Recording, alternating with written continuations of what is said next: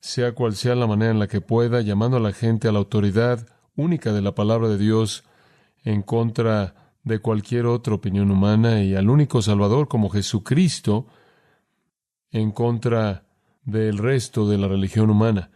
Y la otra noche, uno de los otros invitados, quien era una persona que promovía la homosexualidad y alguien que decía ser católico romano, dijo que estaba yo tan inmerso en las palabras de la Biblia que no entendía el mensaje entero. Ahora, esa es una manera extraña de pensar, tan inmerso en las palabras de la Biblia que no he entendido su mensaje entero. ¿De qué otra manera podría alguien conocer el mensaje de la Biblia fuera de las palabras de la Biblia? Es ese tipo de ridiculez mística que ha cautivado los corazones de millones de personas que piensan que de alguna manera hay un mensaje subliminal de amor que trasciende lo que la Biblia de hecho dice. Dios nos dio un libro, y en ese libro Él habló. Y lo que Él dijo es exactamente lo que Él quiso decir, y Él deseó decirlo de una manera que pudiéramos entenderlo porque somos responsables por ello. Dios ha hablado, y Él no ha hablado de manera confusa, y Él ha hablado de manera clara, y Él ha hablado de manera exacta y precisa y directamente acerca de asuntos que tienen que ver con Él y con nosotros. Y Dios ha jurado en su revelación, la Santa Biblia, que Él ha hablado la verdad, toda la verdad y nada más que la verdad. Esto es verdad, todo es verdad y nada en ella no es verdad. También es toda la verdad que Dios ha deseado revelarnos. El resto queda para que nosotros lo conozcamos en la eternidad. Y solo la Biblia es la palabra verdadera del único Dios verdadero que no se contradice a sí mismo, que no escribe otros libros que dicen otras cosas que se oponen a lo que ha dicho en este libro. Solo hay un Dios y Él ha hablado en un libro. El resto de las supuestas revelaciones de Dios no son en absoluto de Dios. Son los inventos de hombres y, en la mayoría de los casos, hombres inspirados por demonios. Desde el Corán, por ejemplo, el Bhagavad Gita, los escritos de Mary Baker Eddy, Patterson Glover Fry, el Libro del Mormón, José Smith, a todos los falsos profetas, todos los videntes, todos los miembros de sectas, todos los gurús de religiones, todos los líderes religiosos, todas las religiones del mundo, todo es engaño, todo es un invento, tanto humano como demoníaco, todo está equivocado. Dios ha hablado y Él ha hablado en un libro y ese libro es la Biblia. Ahora, eso simplifica el asunto. No es complicado entender el asunto de la religión. La mayoría de la gente piensa que es complicado entender el asunto de la religión porque hay tantas religiones que compiten y la idea en la actualidad es que hay que ser tolerante con todas ellos y permitir que toda persona abrace su propia religión pensando que todo va a terminar en el mismo cielo de cielos sin importar cómo lo aborde usted. Pero la Biblia afirma simplemente lo opuesto, que cualquier cosa que contradiga a la Biblia, cualquier cosa que sea una fuente de revelación que compite con la Biblia, no es de Dios. Si no está contenido en los 66 libros de la Biblia, no es la palabra de Dios. Si no está en los 66 libros de la Biblia, Dios no lo dijo. Por todas las generaciones a lo largo de la historia humana, lo que Dios ha dicho, Él ha colocado en este libro, un libro constituido de 2 secciones, el Antiguo Testamento y el Nuevo Testamento, 66 libros específicos, dados simplemente a más de 40 escritores en un periodo de unos 1500 años. El Espíritu Santo lo escribió todo y lo colocó en lo que conocemos como la Biblia y está establecida como la autoridad divina única de la palabra de Dios. Esta es la razón por la que es el deber singular del hombre responder en obediencia a este libro único. Es la respuesta a este único libro y lo que este libro dice que Dios demanda, que determina el destino eterno de toda persona y nada más lo determina, nada más. Lo que una persona hace con la Biblia determina el cielo o el infierno. Hace años atrás, hace muchos años atrás, a partir de ahora, las denominaciones protestantes eliminaron la herejía. Usted podría pensar que ese fue un logro bastante impresionante. Las denominaciones protestantes eliminaron la herejía. Pero el giro extraño es que la manera en la que eliminaron la herejía no fue al aplastarla con la verdad, no al superarla con la palabra de Dios, sino que más bien eliminaron la idea de la herejía cuando eliminaron la idea de verdad absoluta. Si no existe algo tal como la verdad absoluta, entonces no puede existir algo tal como la herejía. Si no hay verdad fija, entonces no puede haber un error que se pueda distinguir. Si todo no está definido y si las palabras de la Biblia no importan o únicamente son sugerencias o, en el mejor de los casos, son igual a cualquier otro libro religioso y usted puede creer lo que usted quiera, entonces no existe algo tal como la verdad fija y por lo tanto no puede existir algo como la herejía fija. Entonces erradicaron la herejía al erradicar la idea de la verdad al mismo tiempo. Y ahora hay un consuelo entre las denominaciones protestantes liberales de la antigüedad con toda situación y todo.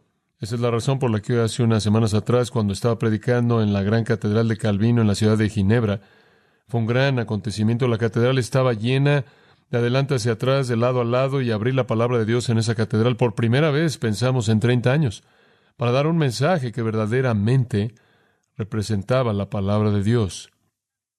Y el último acontecimiento sobresaliente en esa catedral, la cual es una catedral que confiesa ser protestante cristiana, fue budista. Fue budista. Eso nos ayudó, en cierta manera, porque dijeron cuando me pidieron si podía venir a predicar, supongo que si tuvimos un servicio para budistas, podríamos tener un servicio para la Biblia. Y entonces me imagino que en cierta manera los budistas prepararon el camino. Pero el punto es, ¿cómo es que una iglesia que confiesa ser una iglesia cristiana protestante, abrazar el budismo, esa iglesia también es la iglesia madre que dio lugar al Concilio Mundial de Iglesias, la organización más ecuménica sobre el planeta?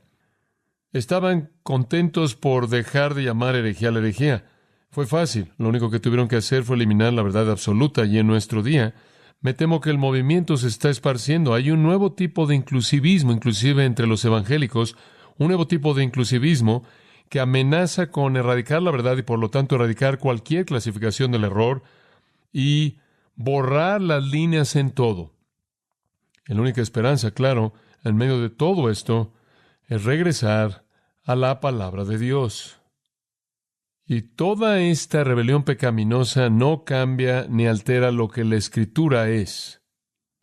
Sea atacada por el racionalismo, o sea atacada por el liberalismo, o sea atacada por lo que es llamado neortodoxia, o sea atacada por el pluralismo, misticismo, o inclusivismo, o lo que se considera correcto en términos políticos, o tolerancia, o cualquier otro ataque, no cambia nada acerca de la naturaleza de este libro. Fue Jesús quien dijo, ni una jota ni una tilde pasará de este libro hasta que todo sea cumplido. Es un libro eterno, es un libro incambiable. Es el yunque en la historia antigua del hombre golpeando los martillos, el que forja el hierro, y después de muchos años se mantuvo fuerte el yunque, pero muchos martillos han sido destruidos. Los martillos que han golpeado la Escritura están en el polvo, la Escritura todavía permanece. La Biblia todavía es la verdad de Dios, la única verdad de Dios, y nada más que la verdad de Dios. Ahora, ¿cómo es que sabemos que esto es verdad? Nosotros como cristianos sabemos que esto es verdad porque el Espíritu de Dios nos ha iluminado, y hablamos de eso en nuestros últimos 2 estudios, y un par de mis estudios favoritos que jamás hemos realizado. Puede escucharlos en cinta. ¿Quién puede creer la Biblia? ¿Es verdad que la Biblia es exactamente lo que dice ser? Sabemos que eso es verdad, sabemos que eso es verdad porque el Espíritu de Dios nos ha convencido mediante una obra sobrenatural al despertar nuestro entendimiento. Pero lo que ahora entendemos es que la Biblia es verdad y conforme vemos la palabra de Dios encontramos que esa convicción está apoyada por lo que la Biblia afirma. Entonces lo que quiero hacer esta noche es darle un panorama del apoyo bíblico interno de la inspiración de la Escritura. No estoy cuestionando si usted cree que es inspirada, si usted es cristiano, usted lo cree, el Espíritu de Dios le ha concedido el don, el regalo de confianza en la palabra, usted entiende eso, pero quiero que vea cuán importante es tener la evidencia interna de la Escritura para apoyar esa convicción de corazón que el Espíritu de Dios le ha concedido a usted. Si usted fuera a probar que la Biblia es verdad, ¿cómo lo haría? Usted podría, lo podrá abordar en muchas maneras diferentes. Usted podrá decir esto, usted podrá decir, la experiencia humana es una buena certificación de la verdad de la Biblia. Si usted hace lo que la Biblia le dice que haga, usted va a experimentar el resultado. Si usted confiesa su pecado y si usted coloca su confianza en el Señor Jesucristo, usted será regenerado, su vida será transformada, Dios cambiará lo que usted ama y a quién ama y cómo ama. Y usted verá una alteración dramática en su vida. La experiencia bíblica verifica la veracidad de la Escritura, y así es, pero hay otras personas leyendo otros libros santos que están teniendo otro tipo de experiencias. Y la experiencia no siempre y nunca debe ser la autoridad final porque la experiencia puede ser falsificada. Se sabe que gente en estado de embriaguez ve elefantes rosas cuando no hay ninguno, por ejemplo. Alguien más podría decir, podemos verificar la Biblia mediante la ciencia, mientras que otros libros hacen afirmaciones ridículas, absurdas acerca del mundo, el mundo físico. La Biblia hace afirmaciones muy, muy exactas en términos científicos acerca de la creación física, inclusive cuando fue escrita antes de que la ciencia moderna descubriera que estas cosas son verdad. La Biblia dice que la Tierra gira sobre un eje, la Biblia dice que el Sol lleva al sistema solar, nuestro sistema solar, de un fin del espacio al otro. La Biblia dice que hay un sistema de agua, un sistema hidrológico que opera en un ciclo increíble. La Biblia lo describe. Le leí un pasaje esta mañana que habla del peso de las montañas. Esto se llama isostasia. El mundo entero está equilibrado. Si usted tiene, por ejemplo, un balón de básquetbol que está fuera de equilibrio y usted lo empuja, haría que girara así, daría vuelta así y así y así. Si el mundo estuviera haciendo eso, estaríamos saltando y saltando y saltando en intervalos. Da vueltas de manera perfecta porque está equilibrada de manera perfecta. Esa es la ciencia de la isostasia.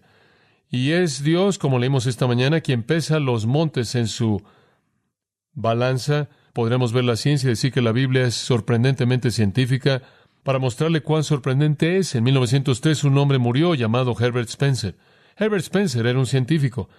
Él fue reconocido por el mundo. Él recibió todo tipo de premios como un científico que promovió nuevos descubrimientos. Su más grande mérito fue categórico. Fue Herbert Spencer quien anunció al mundo científico que todo lo que existe en el universo cae en 5 categorías. Una de 5, tiempo, fuerza, acción, espacio y materia. Eso es lo que él dijo. Y él lo dijo en ese orden: tiempo, fuerza, acción, espacio y materia.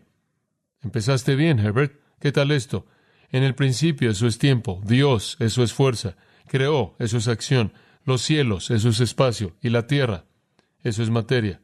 Ahí en el primer versículo. Está bien, Herbert, estabas tratando de encontrarlo sin ese versículo.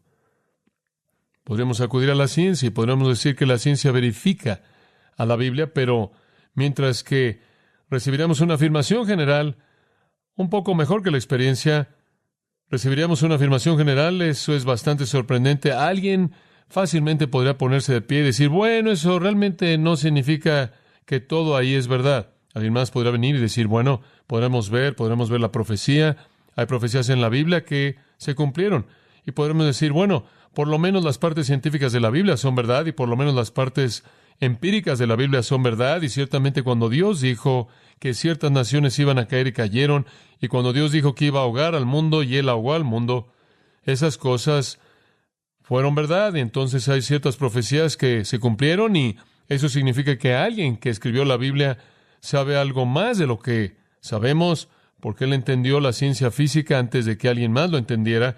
Él entendió los acontecimientos antes de que llegaran a suceder. Entonces tuvo la capacidad de predecirlas. Podríamos ver ese tipo de cosas y pueden apoyar nuestro entendimiento de la Escritura. Usted puede ver la arqueología.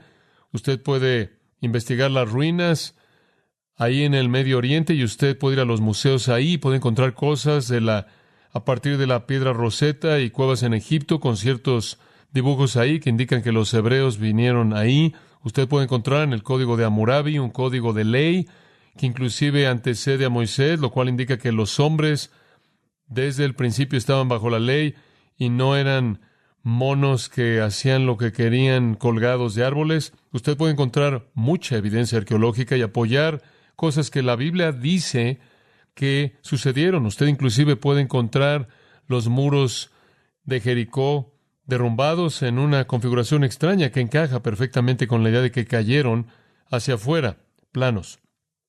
Entonces usted puede ver eso y podrá decir, bueno, por lo menos esas partes de la Biblia son absolutamente verdaderas, porque la arqueología las verifica.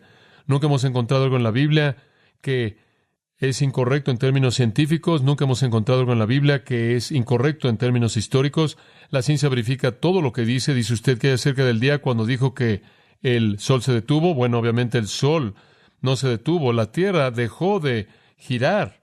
Pero desde la percepción de la persona que estuvo de pie ahí, el sol se detuvo. Eso es percepción. Cuando usted se levantó esta mañana, usted no vio por su ventana y dijo, oh, qué hermoso se ve la tierra girando.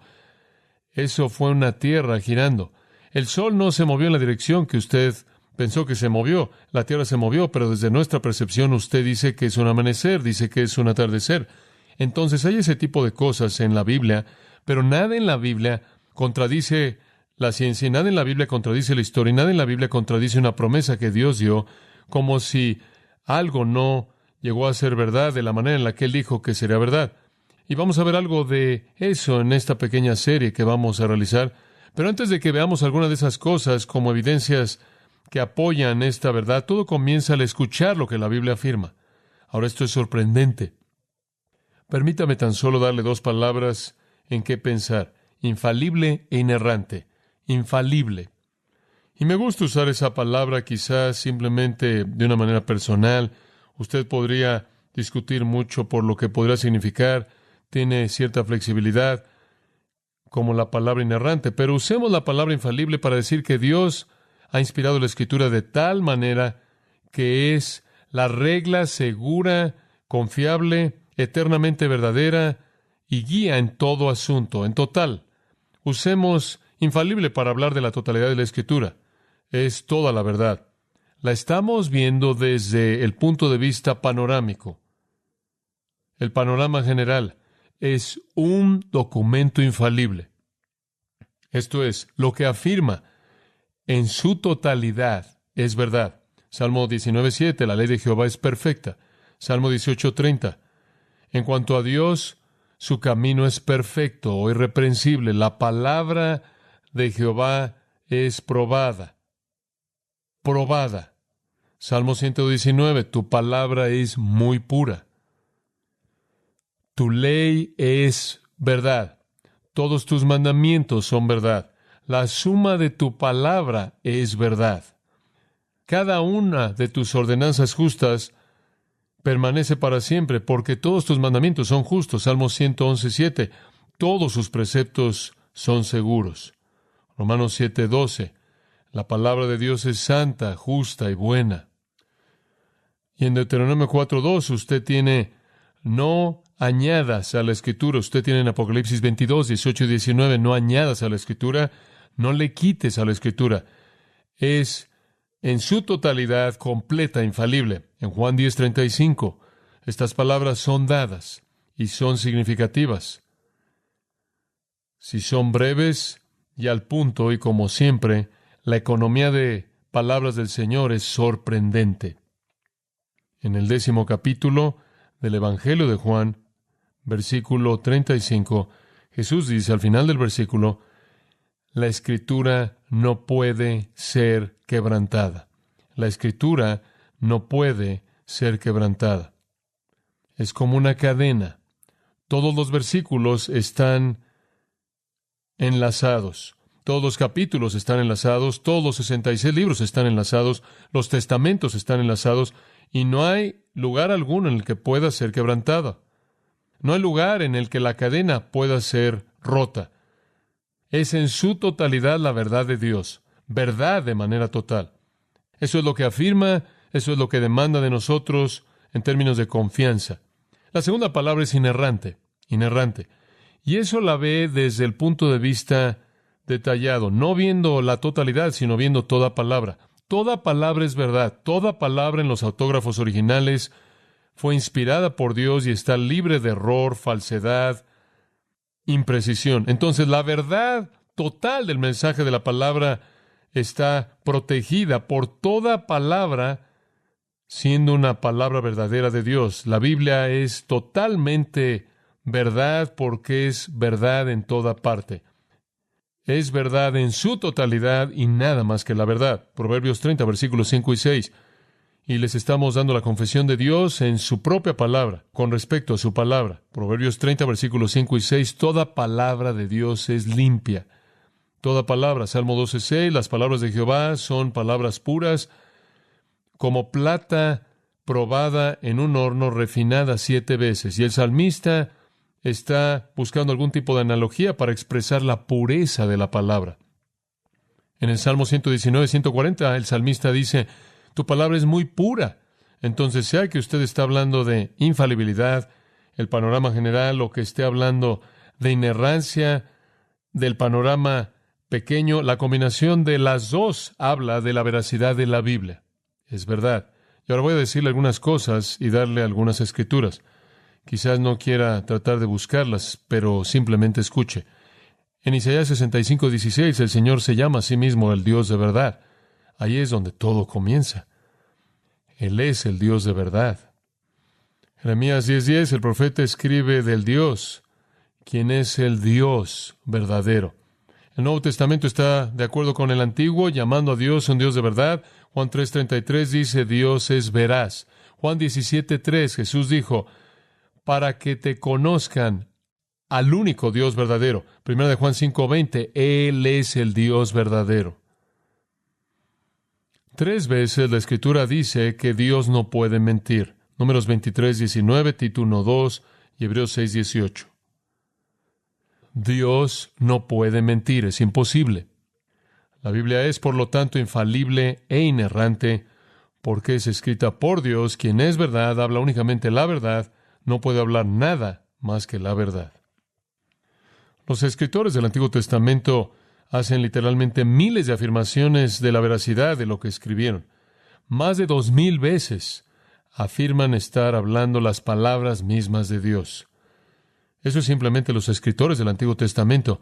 Una y otra vez usan frases como: el Espíritu de Jehová me habló, la palabra de Dios vino a mí. Isaías, por ejemplo, dice en Isaías 1:2, oíd, cielos, y escucha tú, tierra, porque habla Jehová. Y después Él desarrolla la gran revelación que es el libro de Isaías. Cuando Dios habla, todo el mundo escucha, porque Él es Dios. En el Nuevo Testamento encontramos más de lo mismo, concentrado en particular en la enseñanza de Jesús. Jesús dice en Mateo 5, no pensáis que he venido a abolir la ley y los profetas. No he venido a abolir, sino a cumplir. La ley y los profetas es un término usado para describir al Antiguo Testamento. No he venido a cambiar nada. He venido a cumplir el Antiguo Testamento.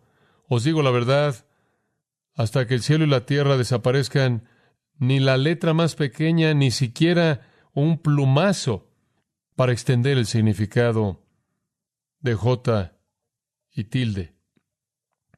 De ninguna manera desaparecerá de la ley hasta que todo sea cumplido. Jesús dijo, inclusive la tilde, pequeñas marcas, tienen la autoridad de Dios detrás de ellas. Esa es la razón por la que Santiago dijo esto en Santiago 2:10. El que guarda toda la ley, pero tropieza en simplemente un punto, es culpable de romperla toda. Si usted únicamente viola una pequeña parte de la palabra de Dios, es como si la hubiera violado toda, porque todo es verdad, todo es divinamente demandado.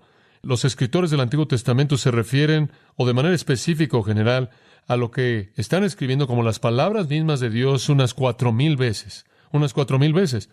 2,000 veces, le dije hace un momento, hacen afirmaciones directas de que el Señor les habló, pero por lo menos 4,000 veces afirman que lo que están escribiendo es la palabra de Dios. Los escritores en el Nuevo Testamento citan el Antiguo Testamento como la palabra de Dios unas 320 veces y hacen referencia al Antiguo Testamento por lo menos 1,000 veces. Entonces los escritores del Nuevo Testamento afirman la infalibilidad e inerrancia del Antiguo. Y los escritores del Nuevo Testamento también afirman inspiración para el Nuevo Testamento. Ahora, quiero que me siga un poco con esto porque creo que es realmente muy maravilloso. Gálatas 1, aquí está el apóstol Pablo. Esto en cierta manera es un punto de entrada general aquí. Gálatas capítulo 1, versículo 11. Pablo dice, quiero que sepáis, hermanos, que el evangelio que fue predicado por mí no es según hombre, ni lo recibí de hombre, ni me lo enseñó hombre, sino que lo recibí mediante una revelación de Jesucristo. Aquí está Pablo afirmando que el mensaje del evangelio vino de Dios. Ahí en el versículo 15, cuando Dios lo había apartado desde el vientre de su madre y lo llamó mediante su gracia, le agradó revelar su Hijo en él, dice él, para que lo predicara entre los gentiles, y no consulté inmediatamente con carne y sangre. Él recibió su mensaje y su misión directamente de Dios. Ahora, sé que esto fue excepcional para él como un apóstol, pero esto en cierta manera es un modelo de cómo Dios le habló a los profetas en el Antiguo Testamento y a los otros escritores del Antiguo Testamento directamente. Entonces él le habla a Pablo, quien es uno de los apóstoles y uno de los escritores del Nuevo Testamento. Si usted ve Romanos capítulo 4, usted ve cómo esto, vea Gálatas capítulo 4 en primer lugar. Simplemente pensé en esa Gálatas capítulo 4 por tan solo un momento. Aquí está Pablo citando Génesis. Este es Pablo citando Génesis. ¿Y qué dice? Versículo 30, escribiendo su carta a los Gálatas. ¿Qué dice la Escritura? Echa a la esclava y a su hijo, porque el hijo de la esclava no heredará con el hijo de la libre. Y eso es tomado de Génesis capítulo 21, un par de versículos ahí, versículos 10 y 12. Pablo cita el Antiguo Testamento, lo llama Escritura. Ahora, si usted ve Romanos capítulo 4, usted encuentra otro de este tipo de referencias al comienzo mismo. Versículo 3 de este capítulo, Romanos 4:3, ¿qué dice la Escritura? Dice Pablo, y creyó Abraham a Dios y le fue contado por justicia. Y ahora él está citando Génesis 15:6. Él está citando del libro de Génesis como Escritura. Él sabe que es escrito por Dios, él sabe que Jesús ha dicho que la Escritura no puede ser quebrantada, y es afirmado que el Antiguo Testamento es Escritura por el escritor inspirado en el Nuevo Testamento, esto es el apóstol Pablo. Permítame profundizar un poco más en este punto. 1 Timoteo capítulo 5. 1 Timoteo capítulo 5. En este capítulo en particular, usted tiene metido ahí en el versículo 18 dos citas. Y esta es una comparación muy interesante. La primera cita, versículo 18, porque la Escritura dice, no pondrás bozal al buey que trilla. Ahora la Escritura dice eso. Está en Deuteronomio 25, versículo 4. El significado simple es, alimenta a tu animal. Pero la analogía de esto es, la aplicación de esto es que usted cuida de la gente que lo sirve a usted. En cierta manera es una afirmación proverbial. Si usted quiere que el buey haga su trabajo, usted lo alimenta. Y si usted espera que la gente haga lo que usted quiere que hagan, usted cuida de ellos. Es ese tipo de idea, pero él dice, la Escritura dice, y cita Deuteronomio 25:4, y aquí está lo importante, versículo 18, y la Escritura también dice, digno es el obrero de su salario. ¿En dónde está eso en la Escritura? ¿En dónde está eso en el Antiguo Testamento? Eso no está en el Antiguo Testamento. De hecho, está en Lucas, capítulo 10 y versículo 7, en donde Jesús dijo esto: el obrero es digno de su salario. Entonces, lo que Moisés escribió en Deuteronomio es la Escritura, y lo que Lucas escribió en su Evangelio también es la Escritura. Aquí tiene usted entonces el testimonio de un escritor del Nuevo Testamento afirmando que el Antiguo Testamento es la Escritura y el Nuevo Testamento es la Escritura. Pablo llama a los escritos de Lucas Escritura. Ahora veamos 2 de Pedro capítulo 3. 2 de Pedro capítulo 3 y versículo 15. Estos son dos versículos interesantes, versículos 15 y 16. Ahora la referencia aquí es a nuestro amado hermano Pablo, conforme a la sabiduría que le ha sido dada, os ha escrito. Él escribió acerca de la paciencia de nuestro Señor, llevando a la salvación, como el comienzo del versículo 15 dice. Después Pedro se refiere a nuestro amado hermano Pablo, conforme a la sabiduría que le fue dada. Él les escribió, como también en todas sus cartas. Ahora, él ha ido de una carta en particular, escrito a un grupo en particular, a todas las cartas paulinas. Esto es 3 epístolas. También en todas sus cartas, hablando de ellas, estas cosas en las cuales hay algunas cosas difíciles de entender, las cuales los indoctos e inconstantes tuercen, como también el resto de ¿qué? Las Escrituras. Entonces, ¿qué está diciendo Pedro de las cartas de Pablo? Son parte de la Escritura, así como el resto de la Escritura. Aquí de nuevo, así como Pablo llamó los escritos de Lucas Escritura, este es el escritor primordial de las epístolas, verificando a un escritor de los evangelios. Entonces, Pedro llama los escritos de Pablo Escritura. De hecho, todas sus cartas son Escritura. Vaya Judas, versículo 17, y vamos a seguir este camino. Judas, versículo 17, solo un capítulo. Pero vosotros, amados, tened memoria de las palabras que fueron habladas de antemano por los apóstoles de nuestro Señor Jesucristo, que os estaban diciendo: en los postreros días vendrán burladores siguiendo sus propias concupiscencias impías. Y simplemente, exactamente, ¿de dónde viene esto? 2 de Pedro 3:3. Tened memoria de las palabras habladas y escritas por los apóstoles de nuestro Señor Jesucristo. Y él cita a Pedro. Entonces Judas afirma a Pedro, Pedro afirma a Pablo, Pablo afirma a los escritores del Evangelio.